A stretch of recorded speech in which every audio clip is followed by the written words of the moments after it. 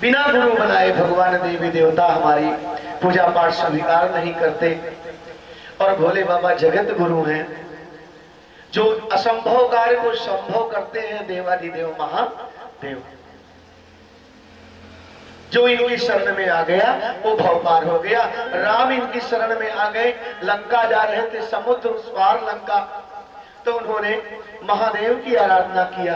लिंग था बिगर विधवत पूजा, शिव समान मोहि और न दूजा। कि हे भोले बाबा, आपके समान इस दुनिया में कोई दूसरा नहीं है। महादेव प्रकट होते हैं, राम क्या चाहते हो? बाबा समुद्र में पुल का निर्माण। बोले बड़ा आसान है। बोले बड़ा आसान है? अरे प्रभु, समुद्र की गहराई था, लंबाई बात, आप कहते हो आसान है? भाई वही सवाल शिष्य के लिए कठिन है और गुरु के लिए सरल है। बोले हाँ, गुरु का काम है अज्ञानता रूपी अंधकार को दूर करके ज्ञान रूपी प्रकाश प्रज्वलित करना, और वही काम किया। आज महादेव कहते हैं कि हे राम, तुम्हारे बानरी सेना में 2 बंदर हैं, नल और नील।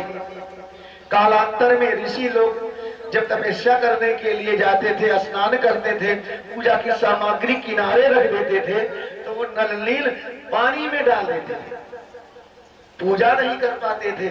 ऋषियों ने श्राप दे दिया कि हे नल नील, आज के बाद जो जल में फेंकोगे वो तैरेगा, तुम्हारे छूने से डूबेगा नहीं।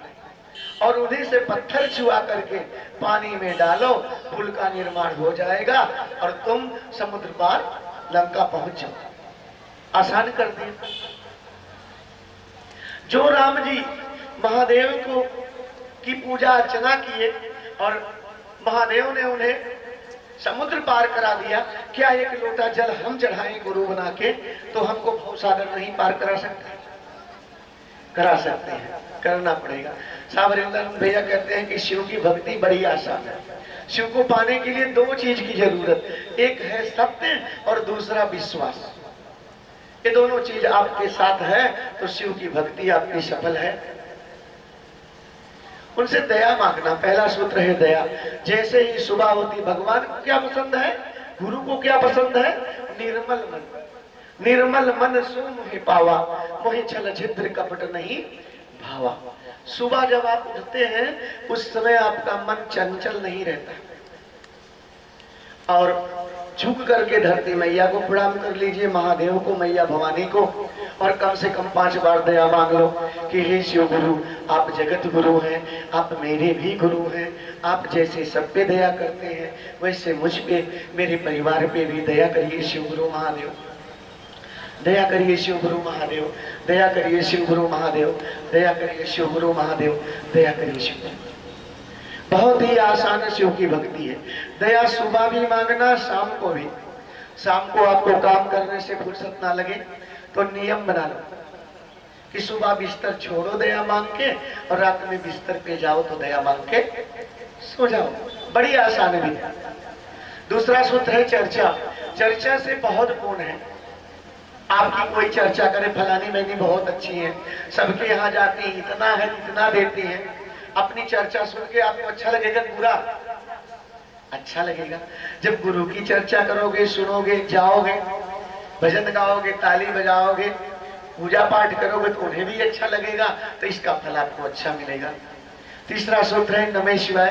भोले बाबा को खंडित पूजा नहीं प्रिय है, 108 बार नाम लेना है। चाहे रुद्राक्ष की 1 माला, उससे 1 माला पूरी कर लो, चाहे एक कंगन विधि है, एक कंगन लेके रख लो पूजा स्थली पे, 9 माला इससे कर लो। और नहीं तो ऐसे जो सांसों की माला चल रही है, आपके सांसों की माला में कितने दाने हैं? 21,600। जो सांस आप लेते हैं एक दिन में कितनी? 21,600 गिनती की मिलती है। अब याद रखना, अपने बाप से, अपने माता से, दरोगा पुलिस से, सरकार से किसी मत डरना, भगवान से भी मत डरना, लेकिन डरना तो अपने कर्म से डरना, क्योंकि कर्म का हिसाब लेखा जोखा सबको देना पड़ेगा, सबको भोगना पड़ेगा। अपने कर्म से डरना। माता जानकी ने जंगल में एक सुग्गी को पकड़ लिया, गर्भवती थी, उसके पति से साथ छुड़ा दिया कि मेरे साथ पिंजरे में रहेगी, यहाँ जो है कुटिया में, पिंजरे में। माता जानकी गर्भवती हुई तो उनका भी पति से साथ छूट गया, वो भी दूर हो गई। राम ने छुप करके बाली को मार दिया, वही बाली द्वापर युग में भील बन के कृष्ण को मार दिया। ये कर्म। तो आप सांसों की माला से प्रणाम कर लो। जो सांस आपकी जा रही 15 से 20 मिनट बैठ करके, इसे कहते हैं अजपा विधि। नमः शिवाय कर लो, बाबा की दया आप पे बरसती रहेगी और सदा कल्याण करेंगे बाबा।